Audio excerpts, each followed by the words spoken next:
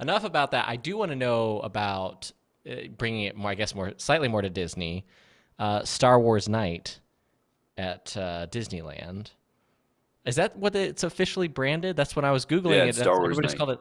Okay, because everybody's calling it Star Wars Night. I wasn't sure if that's the official like. That's what it is. I guess it's a very simple, easy to remember branding. So Right. Yeah. Disneyland After Dark, I think, is like the official kind of moniker for these type of events, and then they have like the subtitle would be Star Wars Night because they do a bunch of different themed ones. But yeah, I have you was done super one of? excited. I had Or, done in the past, I had done those type of events at Disney World, okay, but I had never done one at Disneyland before. gotcha. So and it was pretty much the same, I would say. Maybe a little bit more, probably because of the timing. Although I had been to previous ones that were set during celebration, but this one was way. I think because this is the first time I've been to one, and I think only the second time they've done it like on Batu in Yeah. Galaxy's Edge, and so the enthusiasm for the fan base that was there as far as costuming and carrying around your lightsaber and all of that was next level. I love it. It was kind of what you would hope if you're a big Star Wars fan and you're like, I want to go to Galaxy's Edge and I want to be surrounded by other people who appreciate it as much as I do. They're going to Hmm. be in costume, wearing. And if you weren't wearing something Star Wars, you were probably in the wrong place. This was the diehards. This is who you would want, I guess, to be to get the full experience. This is what I want to know. That does it capture? Because for me, that experience was Star Wars weekends. Because I've never had a chance to be like at a Disney park surrounded by Star Wars fans, and I imagine this had to capture hopefully some version of that experience. Yeah, absolutely. If not more, because Star Wars weekends, you're kind of mixed in with the rest of the Yeah, crowd, right? Some people are there for Star Wars weekend, some people aren't.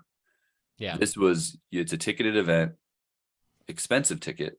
So, anyone who was like, I kind of like Star Wars, maybe I'd go. And then they say the price. how much was it?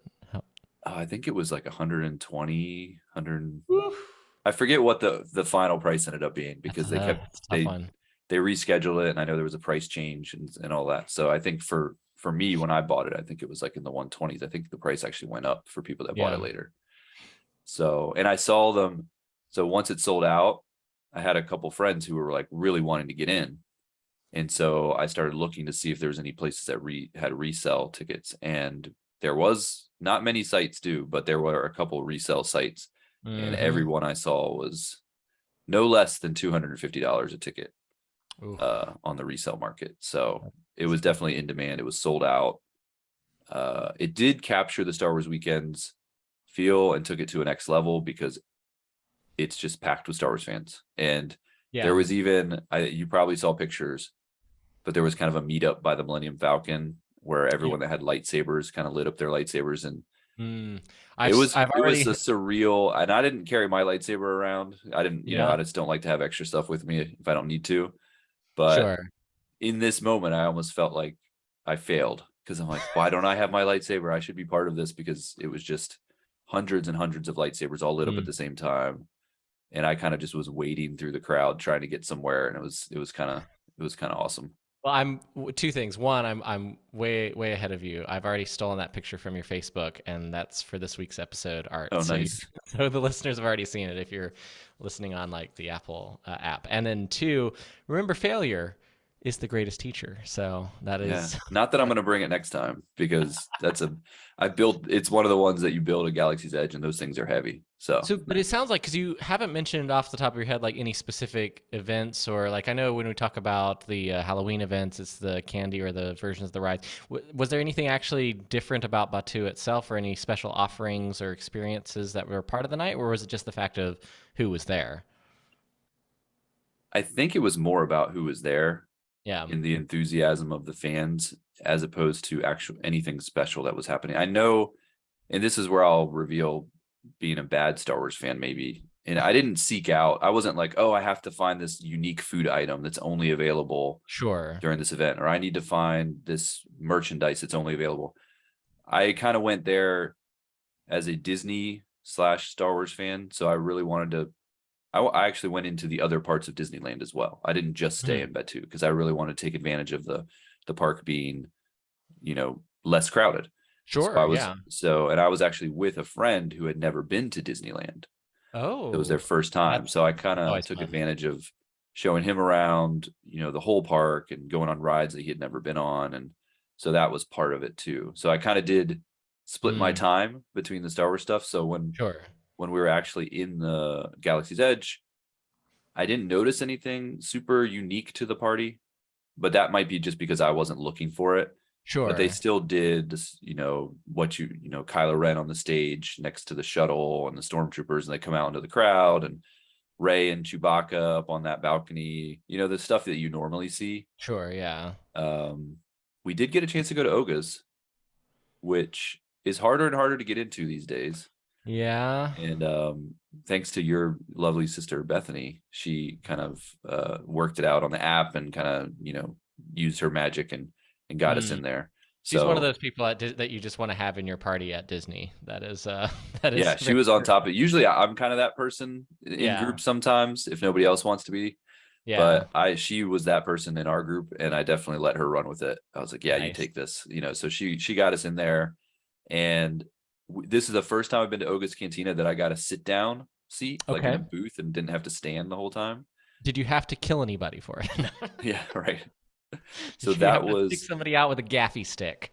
that was actually game changer for me, Oh, because really? my Okay. one of my big complaints about Oga's is it just feels too small, and you don't feel comfortable. You're kind of standing at that table, it's crowded. And Mm-hmm. this time we were in a booth, it was more relaxed. Yeah. It just felt different, and they had some different food items that they hadn't previously had. That actually was Okay. like, okay, it's more than just the drinks. We actually got a couple little appetizers. We had time to get 2 drinks and really just take it My in. We God, sat man. next to some cool people that were like, talkative and excited about the event. So it was the best time I've ever had at Oga's.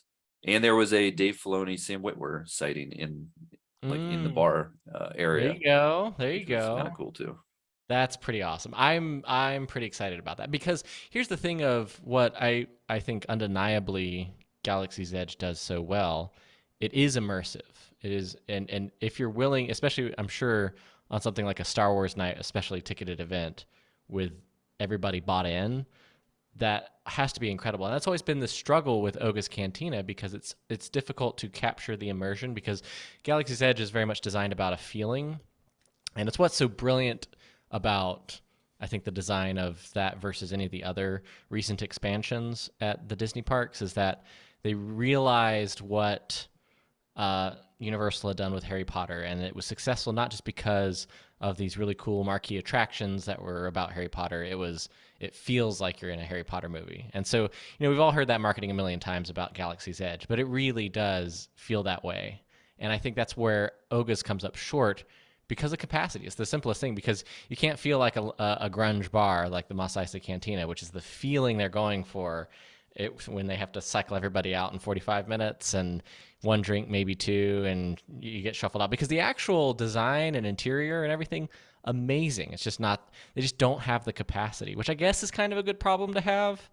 But Yeah, I think I'm getting more used to the idea. It does make it feel more exclusive, where it's kind of more yeah, exciting that you get in, because it's like it's hard to get in. It's small, yeah, small sure. capacity.